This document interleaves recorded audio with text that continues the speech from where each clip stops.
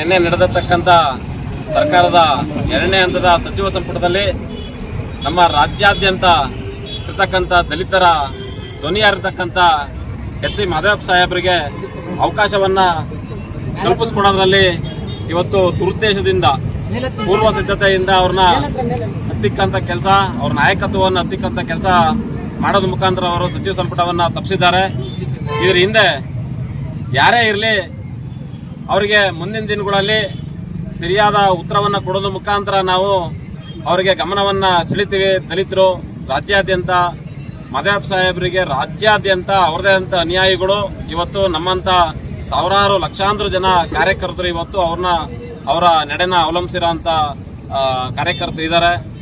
ಜೊತೆ ಅವ್ರೇನು 6-7 ಬಾರಿ ಇವತ್ತು ಗೆದ್ದು 40 ವರ್ಷಗಳ ಸುದೀರ್ಘ ಅವಧಿಯಲ್ಲಿ ಇವತ್ತು ಅಧಿಕಾರ ಇರಲಿ ಇಲ್ದ ಹೋಗ್ಲಿ ನಾವು ನಿರಂತರವಾಗಿ ನಾನು ಒಂದು 20 ವರ್ಷದಿಂದ ಅವ್ರನ್ನ ನೋಡ್ತಾ ಬಂದಿದ್ದೀನಿ. ರಾಜ್ಯಾದ್ಯಂತ ಸುತ್ತಿ ನಮ್ಮ ದಲಿತ ಸಮುದಾಯನ ಆಗ್ಬೋದು, ಜನಸಂಖ್ಯೆನ ಇವತ್ತು ಒಗ್ಗೂಡಿಸ್ತಕ್ಕಂಥ ಕೆಲಸ, ಸಂಘಟನೆ ಕೆಲಸ ಮಾಡ್ತಾ ಎಲ್ಲ ಒಂದು ಸಮಸ್ಯೆಗಳಿಗೆ ಎಲ್ಲ ಸ್ಪಂದಿಸ್ತಾ ಇವತ್ತು ರಾಜ್ಯ ಮಟ್ಟದಲ್ಲಿ ಅವರು ಇವತ್ತು ಒಂದು ಹೆಸರು ಮಾಡಿದ್ದಾರೆ. ಅದ್ರ ಜೊತೆ ಅವ್ರ ಯಾರೇ ಹೋಗ್ಲಿ ಅವರಿಗೆ ಸ್ಪಂದಿಸಿ ಅವರಿಗೆ ಕಷ್ಟವನ್ನ ಬಗೆಹರಿಸಿಕೊಡ್ತಕ್ಕಂಥ ಕೆಲಸವನ್ನು ಮಾಡಿದ್ದಾರೆ. ಏನಿವತ್ತು ಪ್ರಜಾಪ್ರಭುತ್ವ ವ್ಯವಸ್ಥೆಯನ್ನ, ಸಂವಿಧಾನವನ್ನ ಮೈಗೂಡಿಸ್ಕೊಂಡು ಇವತ್ತು ಸಮಾಜದ ಮುಖಿ ಕೆಲಸವನ್ನ ಮಾಡ್ತಾ ಮುಖಾಂತರ ಬಂದಿದ್ದಾರೆ. ಏನಿವತ್ತು ಅವ್ರನ್ನ ತಪ್ಪಿಸೋದ್ರ ಮುಖಾಂತರ, ಸಚಿವ ಸ್ಥಾನವನ್ನು ತಪ್ಪಿಸೋದ್ರ ಮುಖಾಂತರ ಇವತ್ತು ಏನು ಅವ್ರ ಉದ್ದೇಶ ಏನಿತ್ತು, ತಪ್ಪಿಸ್ಬೇಕು, ದಲಿತರು ಒಗ್ಗಟ್ಟನ್ನ ಹೊಡಿಬೇಕು ಅನ್ನೋ ಉದ್ದೇಶ ಏನಿತ್ತು ಅವ್ರು ಈಡೇರಿದೆ ಅಂತ ತಿಳ್ಕೊಂಡಿದ್ದಾರೆ.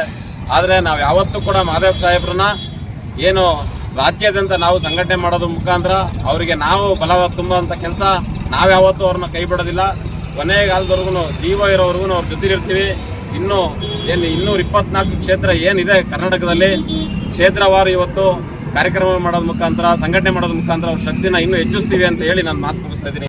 ಸಚಿವರಾದಂಥ ಸಮಾಜ ಕಲ್ಯಾಣ ಇಲಾಖೆ ಸಚಿವರಾದಂಥ ಮಾದೇವಪ್ಪ ಸರ್ಗೆ ಇವತ್ತೇನು ಸಚಿವ ಸಂಪುಟದಲ್ಲಿ ಅವಕಾಶ ಕೊಟ್ಟಿಲ್ಲ.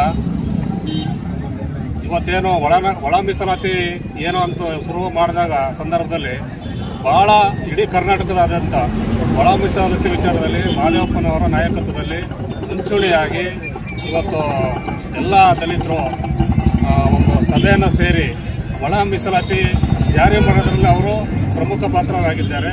ಅಂಥ ವ್ಯಕ್ತಿನ ಇವತ್ತು ಸಚಿವ ಸಂಪುಟದಲ್ಲಿ ಕೈಬಿಟ್ಟಿರೋದು ಎಲ್ಲ ಒಂದು ಕಡೆ ದಲಿತರು, ಅದರಲ್ಲೂ ಬಲಗೈರರಿಗೆ ಎಲ್ಲ ಒಂದು ಕಡೆ ಇದು ಅನ್ಯಾಯ ಆಗಿದೆ ಅಂತ ನಾನು ಹೇಳಕ್ಕೆ ಇಷ್ಟಪಡ್ತೀನಿ.